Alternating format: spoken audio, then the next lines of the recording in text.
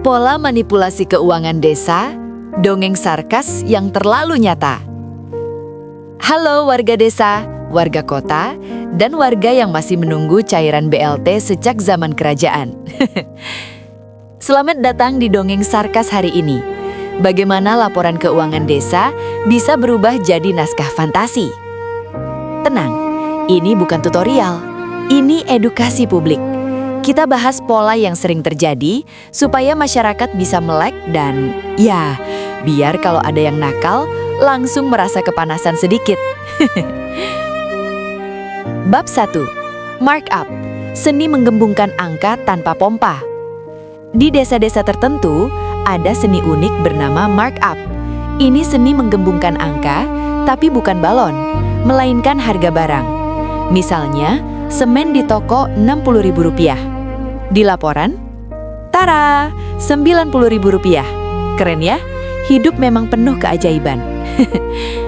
Dan lucunya lagi, notanya pun kadang dari toko yang entah ada di mana. Mungkin toko di alam astral atau toko yang buka cuma saat audit selesai. Bab 2. Kegiatan fiktif. Ketika kegiatan ada di laporan, tapi tidak ada di dunia nyata.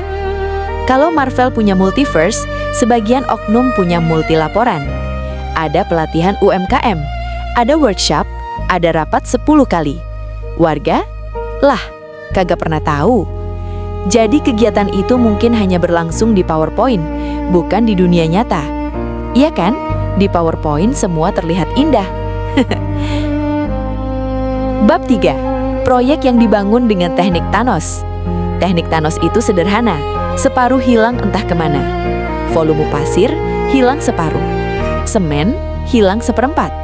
Besi, jangan ditanya, bisa menguap seperti gebetan yang tidak pasti. Laporannya, kualitas terbaik. Faktanya, jalannya retak dalam waktu 2 bulan.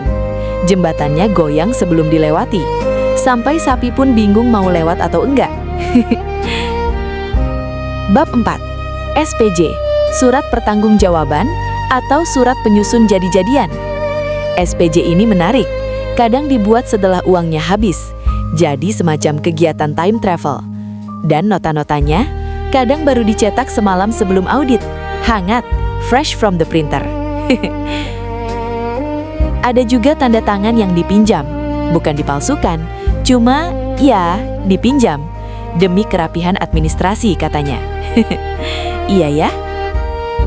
Bab 5. Nepotisme. Ketika proyek desa hanya untuk lingkaran keluarga. Jadi ceritanya, desa butuh bangun jalan. Dan pemenang proyeknya adalah, drum roll, saudara kepala desa. Wah, kebetulan banget. Padahal desa itu isinya banyak kontraktor lain. Tapi entah bagaimana, yang menang selalu nama yang sama, tokoh yang sama, keluarga yang itu-itu juga. Kalau ditanya alasannya, karena dia paling kompeten. Iya, kompeten dalam menemukan jalan menuju anggaran. Bab 6. Manipulasi bantuan, BLT yang nyasar atau sengaja disasar. Ini bagian paling nyenges tapi paling sering terjadi. Ada warga penerima bantuan yang sebenarnya sudah meninggal 2 tahun lalu, tapi di laporan masih aktif, sehat, dan menerima dana. Wah, semangat sekali ya. Ada juga nama-nama di luar galaksi. Siapa mereka? Warga juga nggak kenal. Sementara orang yang benar-benar susah, ya, kadang cuma bisa gigit bibir sambil berharap. Ya, hidup memang keras. Pahit ya. Bab 7. Cara menelusuri, biar oknum yang nakal nggak bisa tidur nyenyak. Nah, sekarang bagian pentingnya. Bagaimana masyarakat bisa mengawasi tanpa ribut-ribut? 1. Cek fisik proyek. Kalau di laporan tertulis, pembangunan jalan 900 meter.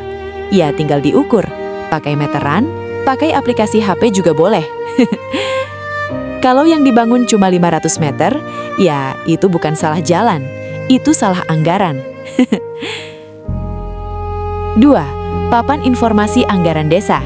Kalau papan anggaran tidak dipasang, atau dipasang tapi blur kayak foto mantan dari HP jadul, itu tanda tanya besar. Papan itu wajib ada, harus jelas, harus detail. Kalau enggak, warga harus mulai bertanya, santai tapi tegas.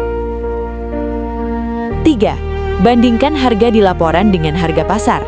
Misalnya, triplek tertulis Rp150.000, padahal harga di toko Rp95.000. Sepertinya ada angin surga yang meniup angka itu menjadi lebih besar. 4. Wawancara warga penerima bantuan. Ini investigasi paling sederhana. Tanya aja, Bu, BLT dapat berapa kali? Kalau di laporan 12 kali, tapi warga bilang baru 3 kali. Silakan tarik nafas, tutup mata, dan rasakan aroma ketidakberesan. 5. Cek material bangunan. Lihat besi, ukur ketebalan, cek volume, foto setiap tahap. Kalau yang tertulis besi 12 mm, tapi yang datang cuma 8 mm, itu bukan kesalahan teknis, itu kesalahan moral.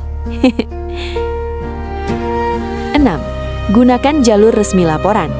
Kalau indikasi makin kuat, laporkan ke inspektorat. Lanjut ke APIP atau BPKP. Kalau masih adem, baru kejaksaan atau tipikor. Selalu bawa bukti, foto, video, papan proyek, kwitansi, dan catatan warga.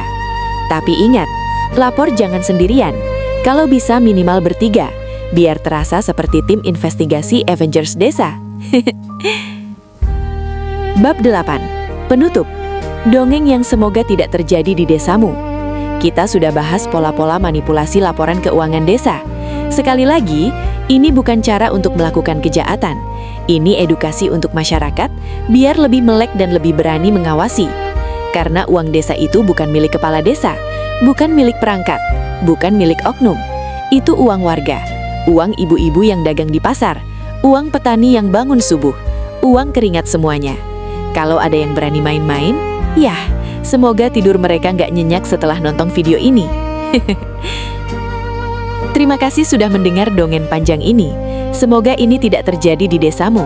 Dan jika terjadi, ya, kalian tahu apa yang harus dilakukan.